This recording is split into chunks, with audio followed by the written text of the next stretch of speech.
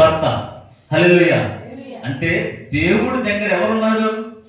భర్త ఉన్నాడు. ఈ భర్త ఉన్నప్పుడు భార్య ఎవరి దగ్గర ఫలించబడుతుంది? భర్త దగ్గర ఫలించబడుతుంది. హల్లెలూయా. నేరుగా భూమిలోకి వెళ్ళా, కింద ఎవరున్నారు? భర్త ఉన్నాడు. ఇప్పుడు మన కుటుంబ సమస్యలు ఉన్నాయి, ఎవరు మోస్తున్నారు? ఎవరు మోస్తున్నారండి? భర్తే మోస్తాడు. నువ్వు ఈ రోజు ఇక్కడ ఉండి ఆరాధన చేస్తున్నావంటే నీ కానికి డబ్బులు ఎవరిచ్చి పంపించారు?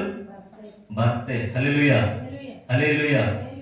ఈ యొక్క మొక్క అందులో నుంచి వచ్చింది. భార్య అని ఎందుకు అంటున్నానంటే ఆనాడు ఆదాములో నుంచి అవ్వను తీశాడు. ఎలా తీశాడు తెలుసా? ఏంటండి? 2వ అధ్యాయం ఆదికాండం ఒకసారి.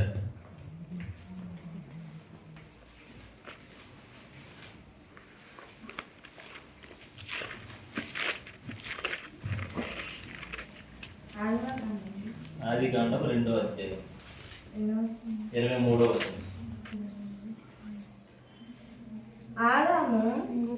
ఆదామును తీసిన అప్పుడు ఆదాము ఇట్లా, నేను నా ఎముకలలో ఒక ఎముక, నా మాంసములో మాంసము, ఇది నరులలో నుండి తీయబడిన కనుక వారి అనబడును. హల్లెలూయా. ఎవరు వచ్చిందండి ఇది? భర్తలో నుంచి ఏం తీసాడు? భార్యను తీసాడు. అంటే మొక్కజొన్న గింజలో నుంచి మొక్కను చూస్తాం, మొక్క అది కింద కనబడదుగా, ఏడు పోసేసుకుని కిందకి వెళ్ళిపోతుంది కదా. అక్కడ భర్త ఎక్కడ ఉన్నాడు అని చెప్పి కొంతమంది ఇది మాత్రం అడుగుతారు. హల్లెలూయా. నేను అన్నది ఏంటంటే, అందుకే ముందే అన్నా, జ్ఞానంతో ఆలోచించండి అని. కింద మొక్క అన్నది లేకపోతే పైన ఉన్నది రాదు. హల్లెలూయా. భర్త అనేవాడు ఉంటేనే భార్య అన్నది ఉంటుంది. అంటే సన్నిధికి మనం ఒకటి చెప్పా, మన క్రిస్టమస్ సందేశం ఒకటి చెప్పా. ఆయన ఏం కోరుకున్నాడు? శ్రేష్టమైనది కోరుకున్నాడు. ఆ శ్రేష్టమైనది ఏంటిదయ్యా అంటే ఏంటిదండి? హృదయం. హల్లెలూయా. మాట్లాడండి. హల్లెలూయా. ఏం కోరుకున్నాడు? హృదయాన్ని కోరుకున్నాడు. అది మానవ అవయవంలో ఎలాంటిది? శ్రేష్టమైనది. ఆయన దహన బలికి కొన్ని కోరుకున్నాడు. నా మాట. హల్లెలూయా. సీరియస్గా చెప్పేటప్పుడు సీరియస్గానే విన్నాను, జోకులు వేసినప్పుడు జోకులు నవ్వడం. హల్లెలూయా. వాక్యం మీద భయం కలిగి ఉండాలి, అప్పుడు దేవుని మీద భయం వస్తుంది. హల్లెలూయా. హృదయము మానవ శరీరము ఎలాంటిది? శ్రేష్టమైనది. హల్లెలూయా. దేవుడు ఎలాంటి దాన్ని కోరుకుంటాడు? శ్రేష్టమైన దాన్ని కోరుకుంటాడు. గొర్రె పొట్టేల్లో ఎలాంటిది కోరుకుంటాడు? కుంటిదాన్ని కోరుకుంటాడా? ముసలిదాన్ని కోరుకుంటాడా? కోరుకోడు కదా. శ్రేష్టమైన దాన్ని కోరుకుంటాడు, అంటే బలిష్టమైన దాన్ని కోరుకుంటాడు. అంటే నీ ఇంటిలో శ్రేష్టమైనది ఏది? హల్లెలూయా. అర్థమవుతుందా నేను చెప్పేది? ఇంటిలో శ్రేష్టమైనది ఏది? ఏదండి? భర్త. హల్లెలూయా. నీ కుటుంబానికి ఆధారం ఏది? భర్త. అంటే భర్త దేవుని అడుగు జాడలలో నడిచినప్పుడు నీ కుటుంబము ఆశీర్వదించబడుతుంది. హల్లెలూయా. దేవుని వైపును భర్త తిరగాలి. దేవునికి అన్నీ స్వాధీనం అవుతాయి. మన బైబిల్లో చూస్తే నోవాహు చూసాం. నోవాహు భార్య గురించి రాశాడా? నోవాహు గురించి రాశాడా? నోవాహు గురించి రాశాడు. ఎందుకు రాశాడు? మన భార్య రాయొచ్చు కదా. నేను అనేది ఏంటంటే, క్రీస్తు జననం, క్రీస్తు యొక్క దేవుడు యేసుక్రీస్తు ప్రభుల వారు ఓన్లీ స్త్రీలకైనా పురుషులకు కూడా. హల్లెలూయా. ఎవరికండి? పురుషులకు కూడా. అపోస్తల కార్యం తీయండి ఒకసారి.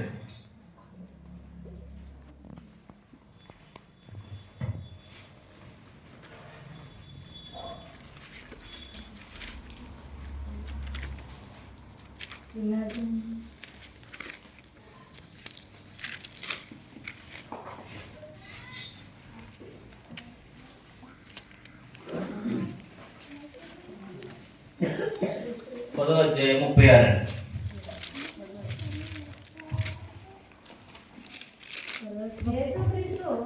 యేసుక్రీస్తు అందరికీ ప్రభు. ఆయన ద్వారా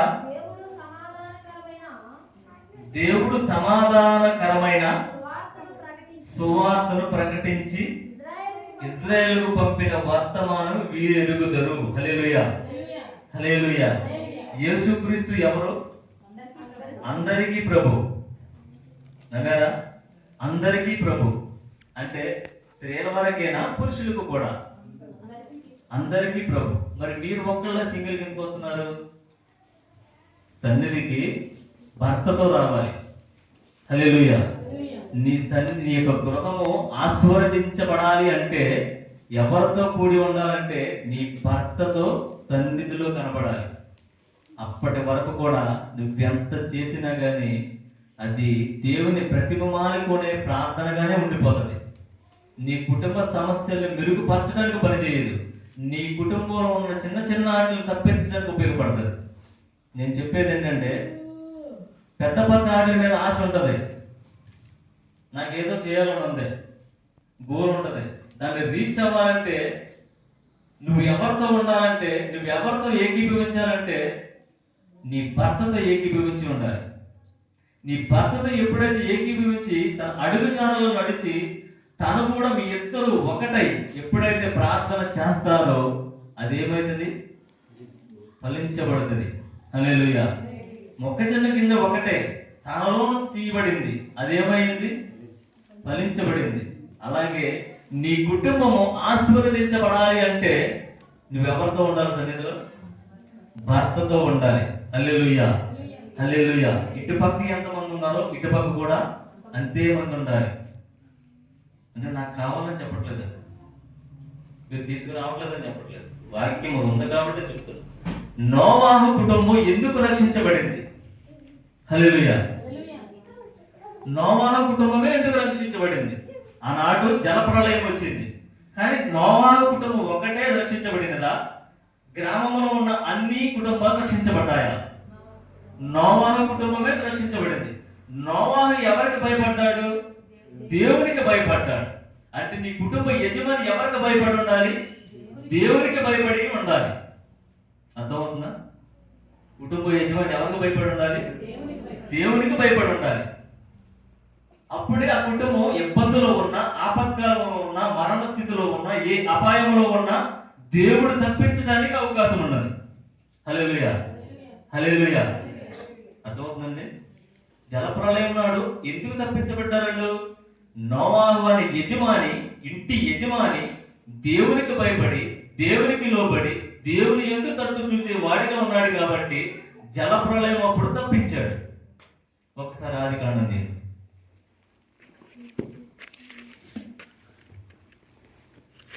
7వ అధ్యాయం మొదట వచనం. యెహోవా ఈ తరములో నీవే నా ఎదుట నీతిమంతుడై ఉండుట చూచితిని గనుక నీవును నీ ఇంటి వారును వాడలో ప్రవేశించుడి. హల్లెలూయా. జలప్రళయము ముందు పెట్టాడు, వస్తదని ముందే చెప్పాడు. ఎవరికి చెప్పాడు? నోవాహుకి చెప్పాడు. జలప్రళయం వస్తుందని తెలుసు. ఎందుకు తెలుసు? దేవుడు నోవాహుతో మాట్లాడాడు. నోవాహుతో ఎందుకు మాట్లాడాడంటే దేవునికి భయపడిన బిడ్డ అంటే దేవుడు మాట్లాడుతున్నాడు. ఒకసారి చదవండి మళ్ళీ. ఈ తరములో నీవే నా ఎదుట నీతిమంతుడై ఉండుట చూచితిని గనుక నీవును నీ ఇంటి వారు వాడలో ప్రవేశించిరి. ఆయనతో పాటు ఎవరిని పంపించాడు? ఆయనతో పాటు ఎవరిని పంపించాడంటే వాళ్ళకి ఇంటి వారిని కూడా పంపించాడు. ఇంటి వారు ప్రార్థన చేయాలి. అక్కడ నోవాహు ప్రార్థన చేశాడు. నోవాహుకు భయపడి ఉన్నాడు. నోవాహుకు భయపడి ఉన్నాడు కాబట్టి తన ఇంటి వారిని రక్షించాడు. ఎందుకు రక్షించాడంటే నోవాహు ఇంటికి యజమాని ఉన్నాడు. అంటే సన్నిధిలో మనం ఎవరితో ఉండాలి? భర్తతో ఉండాలి. హల్లెలూయా, హల్లెలూయా, హల్లెలూయా. అదేవిధంగా ఇంకో కథలో చూసుకుంటే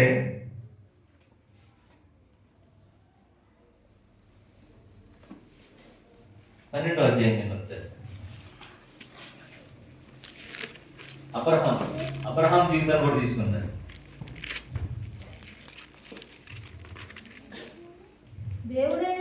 12వ అధ్యాయం. యెహోవా యెహోవా నీవు లేచి నీ దేశము నుండి నీ బంధువుల యొద్ద నుండి నీ తండ్రి ఇంటి నుండి బయలుదేరి నేను నీకు చూపించి దేశమునకు వెళ్ళము. నిన్ను గొప్ప జనముగా చేసి నిన్ను ఆశీర్వదించి నీ నామము గొప్ప చేయదని నీవు ఆశీర్వాదము నొందుదువు. హల్లెలూయా. అబ్రహాం ఏం చేసాడండి? అబ్రహాము దేవునికి భయపడిన బిడ్డ, అందరికీ తెలుసు. అబ్రహామును ఆశీర్వదించాడు. ఏ రీతిగా ఆశీర్వదించాడు? అప్పటి వరకు ఏమీ లేదు అబ్రహాంకి. నీవు నా మాట విని నీవు ఉన్న చోటు నుంచి, హల్లెలూయా, ఎక్కడి నుంచి అండి? ఉన్న చోటు నుంచి బంధువుల యొద్ద నుండి నీ తండ్రి ఇంటి వారి యొద్ద నుండి బయలుదేరి నేను నీకు చూపించి దేశములకు వెళ్ళము అంటున్నాడు. హల్లెలూయా. ఆయన ఎక్కడికి వెళ్ళమన్నాడు? నేను చూపించి దేశములకు నువ్వు వెళ్ళము అన్నాడు. అంటే దేవుని మాట వినాలా వినవద్దా? అంటే ఇక్కడ వాక్యం ప్రకటిస్తున్నాం. వాక్యం ప్రకటించేటప్పుడు దేవుడు మాట్లాడుతున్నాడా మాట్లాడట్లేదా? హల్లెలూయా. అంటే మా మాటలే చెప్పట్లా, బైబిల్లో నుంచి మీకు చెప్తున్నాం. అంటే పులిపీట నుంచి వచ్చే ప్రతి మాట అగ్ని ఉన్నది. ఆ అగ్ని యొక్క మీ హృదయాల్ని కఠినమైనవి అయితే మార్చడానికి అవకాశం ఉంది. హల్లెలూయా, హల్లెలూయా. అబ్రహాము దేవుడు చెప్పిన విధముగా ఎక్కడైతే ఉన్నాడో బంధువులు వదిలేశాడు, తన ఇంటి వారిని వదిలేశాడు. దేనికోసం వదిలేశాడు? దేవుని కోసం వదిలేశాడు. మనం ఈరోజు సన్నిధికి రావడానికే కష్టమైపోతుంది, టయానికి రావడానికే కష్టమైపోతుంది. ఇంకా కుటుంబాన్ని వదిలిపెడతాం. హల్లెలూయా. దేవుని మీద భయం కలిగి ఉండాలి ఎప్పుడైనా. బంధువులు వదిలేశాడు, ఇంటి వారిని వదిలేశాడు, దేవుడు చెప్పిన కాడికి వెళ్ళాడు. హల్లెలూయా, హల్లెలూయా. బయలుదేరి నిన్ను గొప్ప జనముగా చేసి నిన్ను ఆశీర్వదించి నీ నామము గొప్ప చేసేదను అంటున్నాడు. ఆయన ఏం చేస్తానన్నాడు? నిన్ను గొప్ప జనము చేస్తానన్నాడు. హల్లెలూయా. అంటే అబ్రహాము భయపడ్డాడు కాబట్టి అబ్రహాం ఏం చేశాడు? ఆశీర్వదించబడ్డాడు. హల్లెలూయా. గొప్ప జనము చేశాడు. అబ్రహాం సంతానం చూడొచ్చు. హల్లెలూయా. అబ్రహాంకి ఎన్నప్పుడు పిల్లవాడు పెట్టాడు? 170 సంవత్సరాలప్పుడు పిల్లవాడు పెట్టాడు. తన ద్వారాగా సంతానం వృద్ధి పొందించాడు. ఇసుక రేణువు వలె వాగ్దానం చేశాడు దేవుడు.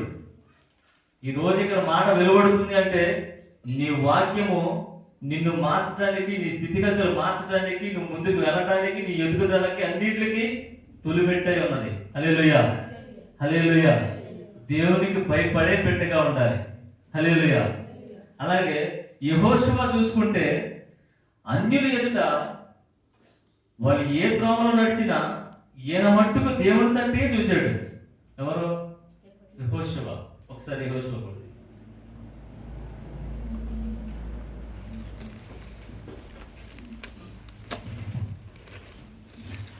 24 అధ్యాయం.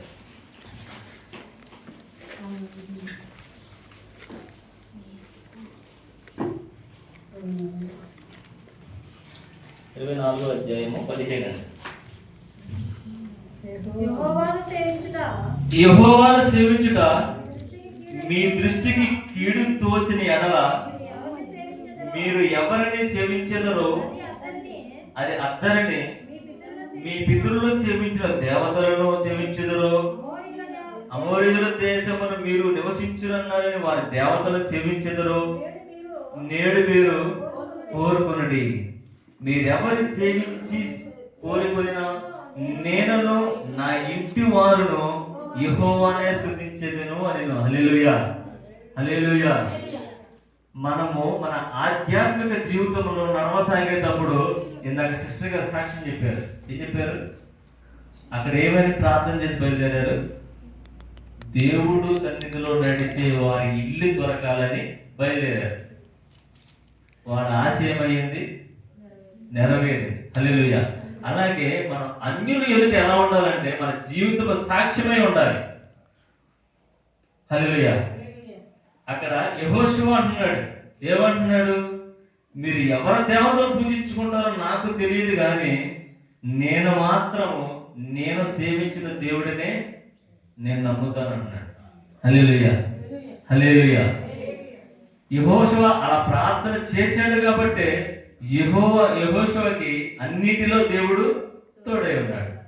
హల్లెలూయా. అక్కడ అబ్రహాము అన్ని వదిలిపెట్టి వచ్చేసాడు. ఇక్కడ అన్యుల ఎదుట సాక్ష్యం పలుకుతున్నాడు. మీరు ఏ దేవతను పూజిస్తారో నాకు తెలియదు, కానీ నేను నా ఇంటి వారును, ఎవరండి? నా ఇంటి వారము యెహోవాను సేవించేది అని ఉన్నారు. ఇంటివారు అంటే ఎవరా ఇంటివారు? తన కుటుంబం. ఎవరు చేస్తున్నారు? యజమాని. హల్లెలూయా. అబ్రహాము యజమాని, నోవాహు యజమాని, యెహోషువ యజమాని. అంటే యజమాని ఎక్కడ ఉండాలి?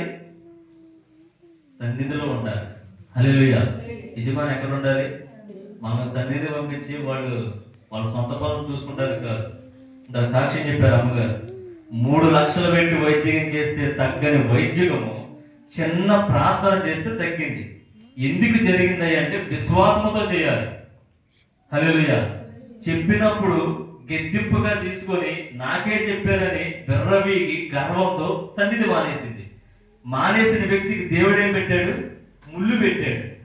ఆ ముళ్ళు ఎలా తీయబడింది? మళ్ళీ ప్రార్థన ద్వారాగే తీయబడింది. అంటే ఆమెలోకి ఏమొచ్చింది? దేవుని మీద విశ్వాసం వచ్చింది, గర్వం అణచబడింది. హల్లెలూయా, హల్లెలూయా. నేను చెప్పే మాటలు కొంతమంది బాగా అనిపించవచ్చు. హల్లెలూయా. అంటే యజమాని ఎక్కడ ఉండాలి? సన్నిధిలో ఉండాలి. మనకి ఏదైనా కావాలి, నెరవేర్చబడాలి అంటే అది ఎలా ఉండాలి? కుటుంబంతో సన్నిధిలో కనబడాలి. కుటుంబంతో వచ్చిన వారిని దేవుడు విండుగా ఆశీర్వదించును గాక. హల్లెలూయా, హల్లెలూయా. అలాగే యోబుని చూసుకుందాం ఒకసారి. యోబుది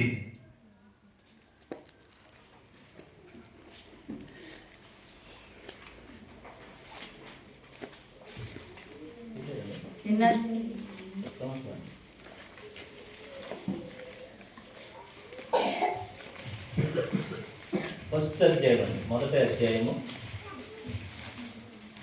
1 నుంచి 5 వరకు కదా. ఊజు దేశమునందు యోబు అన ఒక మనుష్యుడు ఉండెను.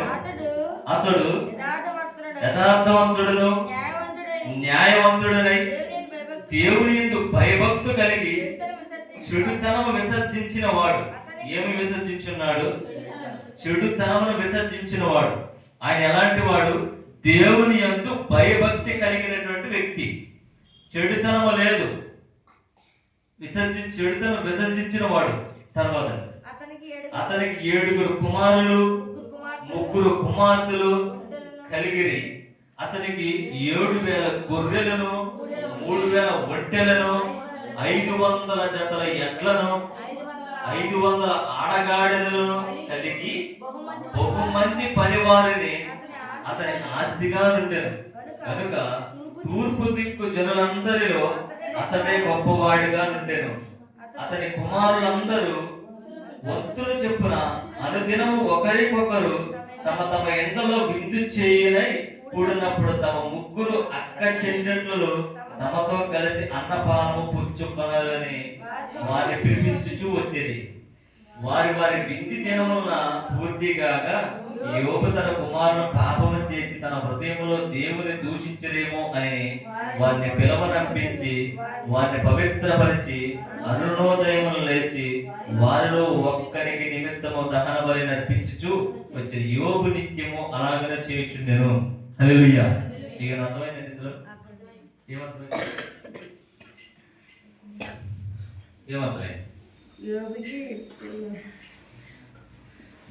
అతను ఒక న్యాయవంతుడు, యథార్థవంతుడు, చెడుతనమును విసర్జించిన వాడు, దేవుని మీద భయభక్తులు కలిగినటువంటి వ్యక్తి.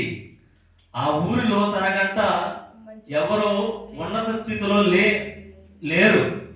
ఆయనే గొప్పవాడు, ఉన్నవాడు. హల్లెలూయా. ఎంత ఉన్నా కానీ దేవునికి భయపడ్డాడు.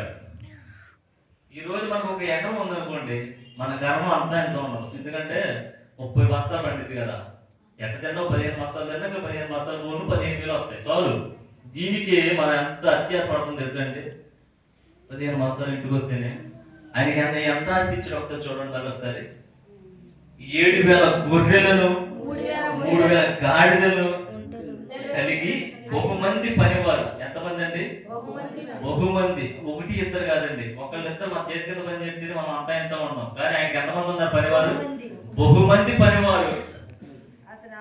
అతని ఆస్తిగా ఉండేది కనుక తూర్పు దిక్కు జనులందరిలో అతను ఒక్కడే గొప్పవాడు. అంతటి ఆస్తి ఉన్నా కానీ దేవునికి భయపడ్డాడు. హల్లెలూయా. నేను చెప్పేది అర్థమవుతుందో లేదా? దేవునికి భయపడ్డాడు. మన ఆస్తి కాదు ముఖ్యం, దేవునికి లోబడి ఉండాలి. నా ఫార్ములా అదే, నేను జీవించే జీవితం కూడా అదే. నేను సాక్ష్యం చెప్తాం అనుకున్నా కానీ సాక్ష్యానికి సమయం లేకుండా పోయి వాక్యానికి ఎక్కువ ఇంపార్టెన్స్ ఇవ్వాలి కాబట్టి నన్ను అదొక అర్థంగా వెళ్ళిపోయాయి. దేవునికి భయపడాలి. ఈ కష్టకాల సమయంలో మనం ఏ సమయంలో ఉన్నామంటే రెండో రాకడ సమయంలో ఉన్నాం. దేవునికి దగ్గరగా ఉండాలి. అది ఎలా ఉండాలి? కుటుంబంతో కలిసి సన్నిధిలో ఉండాలి. యోబు అంత ఆస్తున్నా కానీ దేవునికి భయపడ్డాడు. చెడుతనాన్ని విసర్జించాడు. ఈరోజు చెడుతనం ఎవరైనా విసర్జించే వాళ్ళు ఉంటారా? వాళ్ళు చెప్పినా కానీ ఏదో నామకార్థంగా తీసుకుంటారు, బయటికి వెళ్ళాక వాళ్ళ పని వాళ్ళే చేస్తారు. కానీ యోబు అంత ఆస్తి ఉన్నా కానీ దేవునికి భయపడ్డాడు. దేవుని గురించి తెలుసు కాబట్టి భయపడ్డాడు. అందుకే మొదటగా చెప్పింది జ్ఞానంతో ఆలోచించండి అని. వాక్యాన్ని మీ యొక్క జ్ఞానంతో ఆలోచించండి. హల్లెలూయా, హల్లెలూయా. అతని కుమారులందరూ వంతులు చొప్పున అనుదినము ఒకరికొకరు తమ తమ ఎండలో విందు చేయనై కూడినప్పుడు తమ ముగ్గురు అక్క చెల్లెళ్ళు తమతో కలిసి అన్నపానమును పుచ్చుకొనాలని వారిని పిలిపించి వచ్చేది. యోబు యొక్క అన్నా చెల్లెళ్ళని పిలిపించారు. వారి వల్ల ఏదన్నా అపత్రం ఇంట్లో ఏర్పడిందేమో, పాపపు మాటలు ఏమన్నా వెలువడినేమో అని దేవునికి తెలిస్తే ఏమవుతుందో అని భయపడ్డాడు. ఇంటిలో విందు చేస్తే ఆనందపడాలి, కానీ యోబు బాధపడ్డాడు. ఎందుకంటే అపశృతి ఎక్కడన్నా దేవునికి అవమానకరంగా జరిగిందేమోనని భయపడ్డాడు. ఈరోజు మనం ఏదైనా ఫంక్షన్ చేస్తే ఏదో నలుగురితో పాటు నారాయణ అన్నట్టు ఆయనకి అనుకూలంగా మాట్లాడుతూ ఉంటాం. దేవుడిని అప్పుడు ఆలోచించాం, వాళ్ళకి అనుగుణంగా మనం నడుస్తాం. నేను అనేది ఏంటంటే అట్టి సమయంలో కూడా దేవుడిని మహిమపరచాలి. సన్నిధిలో ఎవరో చూడట్లేదు కదా అని చెప్పి ఇక్కడ పాటలు పాడేవారిపై ఉండి ఆయన మాటలు వివరించే వారిగా ఉండి మరి అన్ని విధాలుగా ఉన్నా కానీ దేవుడు ఎక్కడ మనం మహిమపరచాలి? అన్యులు ఎదుట మహిమపరచాలి. హల్లెలూయా, హల్లెలూయా. యోబు అక్కడ భయపడ్డాడు. ఎక్కడ? విందు చేసే సమయంలో భయపడ్డాడు. ఎందుకు భయపడ్డాడు? నా కుమారులే గాని కుమార్తెలే గాని ఏమన్నా పాపము చేసి ఉంటారేమోనని దేవునికి భయపడ్డాడు. ఎందుకు భయపడాలి? అంత ఆస్తుంది కదా, భయపడాల్సిన పని లేదు. మరి ఎందుకు భయపడ్డాడు? అన్ని ఆయన స్వాధీనమై ఉన్నాయి, సమస్తము ఆయన స్వాధీనమై ఉన్నాయి. మన యావదాస్తి మన సొత్తు మనం అనుకుంటాం. మనమే ఆయన సొత్తై ఉన్నప్పుడు మన యావదాస్తి ఎవరి సొత్తై ఉంది? దేవుడి సొత్తై ఉన్నది. హల్లెలూయా, హల్లెలూయా.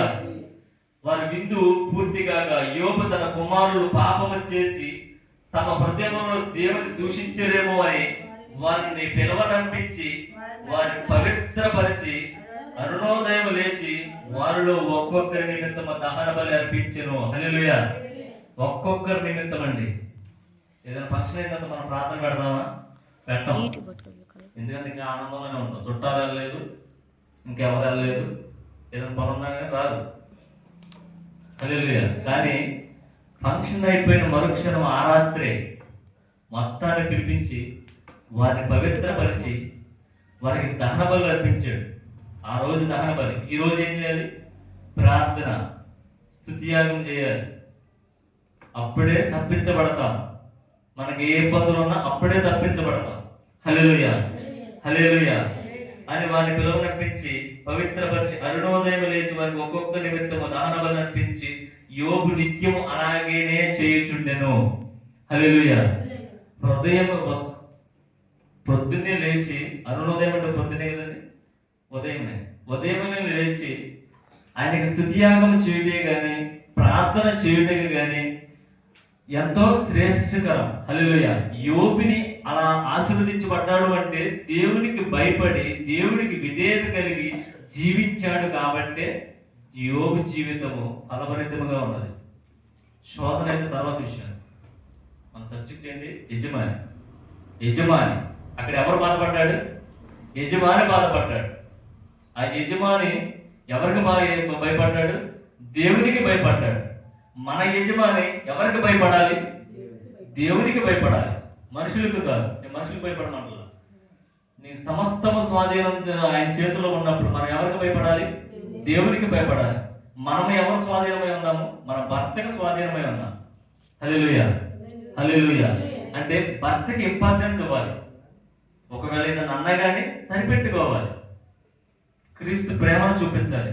క్రీస్తులో నుంచి మనం ఏమి నేర్చుకున్నాము అంటే మనలో నాకు ఇదివరకు చాలా బాగుంటుంది, కానీ ఇప్పుడు అంతా తగ్గించేసుకున్నా.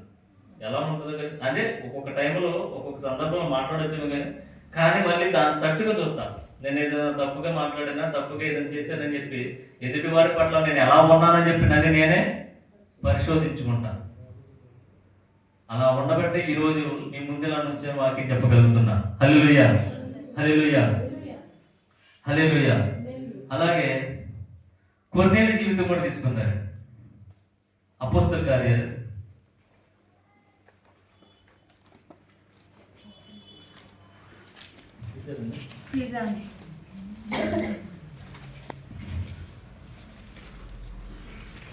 10వ అధ్యాయం 1. ఇటలీ పటాలమనబడిన పటాలములో శతాధిపతి అయిన కొర్నేలి అనే భక్తిపరుడు ఒకడు కైసారులో నుండెను. అతడు తన ఇంటి వారందరితో కూడా దేవుని యందు భయభక్తులు గలవాడై ప్రజలకు బహుధర్మము చేయుచు ఎల్లప్పుడూ దేవునికి ప్రార్థన చేయువాడు. హల్లెలూయా. కపెర్ను అనే అతను, హల్లెలూయా, కొర్నేలి అనే అతను ఎవరికి భయపడ్డాడు? అతను ఎలాంటి వాడు? శతాధిపతి. ఇది రాష్ట్రం ఉంది కదా, ముఖ్యమంత్రి ఉన్నాడు. ముఖ్యమంత్రి తర్వాత నెక్స్ట్ పొజిషన్ ఏంటి? Deputy CM. ఇప్పుడు ఏదో అంటున్నారు కదా, డిప్యూటీ సీఎం. ఇప్పుడు కాలం అయితే హోమ్ మినిస్టర్ అనేవాడు. Next home minister. ఇప్పుడు డిప్యూటీ సీఎం అంటారు, హోమ్ మినిస్టర్. అంటే శతాధిపతి, హోమ్ మినిస్టర్ బాబు. ఆయన దగ్గర ఏమీ లేదు, అధికారం ఉంది, సైన్యం ఉంది. ఆయన ఏదనుకుంటే అది చేయొచ్చు. అంటే లోక జీవితంలో ఆయన అనుకున్నదల్లా చేయొచ్చు. కానీ అటువంటి వ్యక్తే భయపడ్డాడు. ఎవరికి భయపడ్డాడు? దేవునికి భయపడ్డాడు. ఎందుకు భయపడ్డాడు? హల్లెలూయా. దేవుడు ఆయనతో మాట్లాడాడు కాబట్టి భయపడ్డాడు. హల్లెలూయా. ఆ భయపడి ఏం చేశాడు? తన ఇంటి వారితో కూడా దేవుని యందు భయభక్తులు గలవాడై ప్రజలకు బహుధర్మము చేయొచ్చు ఎల్లప్పుడూ దేవునికి ప్రార్థన చేయొచ్చు ఉండేవాడు. మనం దేవునికి భయపడాలి. ఎవరు భయపడాలంటే మన యజమాని భయపడాలి. అక్కడ శతాధిపతి అంతటా వాడే భయపడ్డాడు. ఐశ్వర్యం కలిగినటువంటి యోబే భయపడ్డాడు. హల్లెలూయా. అబ్రహాము భయపడ్డాడు, నోవాహు భయపడ్డాడు. వీళ్ళందరూ భయపడబట్టే వారి కుటుంబాలు క్షేమంగా నడిపించబడ్డాయి ఆనాటి కాలంలో. ఈనాటి కాలంలో అప్పుడైనా ఇప్పుడైనా వాక్యము అదే. హల్లెలూయా, హల్లెలూయా. వాక్యం అయితే మానవా. ఈ రోజు నేను బోధిస్తున్నా, 100 ఏళ్ల తర్వాత నేను ఇదే వాక్యం నేను ఉంటాను ఇక్కడ ఉండను. తర్వాత ఎవరో బోధిస్తారు అంటే వాక్యం అదే ఉంటది. 100 ఏళ్ల తర్వాత కూడా అదే వాక్యం ఉంటది. మనం చూస్తున్న వాక్యమే ఉంటది. చూసేవారము, చెప్పేవారము ఎవ్వరము ఆయన ఎదట ఉండం. మనకి నిశ్చితమైన స్థలం ఎక్కడ ఉన్నది? పరలోక రాజ్యం ఉన్నది. హల్లెలూయా. అక్కడ ఉంటాం మనం. అంటే మన జీవితాలు మెరుగుపరచబడాలి అంటే మొదటగా ఎవరు ఉండాలి సన్నిధిలో? భర్తలు ఉండాలి. హల్లెలూయా. యజమాని ఉండాలి. భర్తలు అంటే కోపం వచ్చేమో కానీ యజమాని సన్నిధిలో ఉండాలి. నేను వెళ్తాను లేదు, నువ్వు పనికి వెళ్ళు, 500 పంపిస్తున్నారా? ఇప్పుడు నవ్వచ్చు, ఇప్పుడు నవ్వచ్చండి.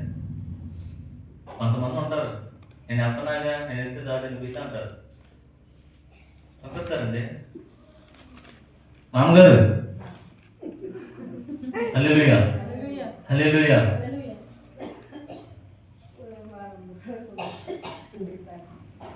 అలా పంపించేవారు కూడా ఉన్నారు. అలా పంపి బట్టే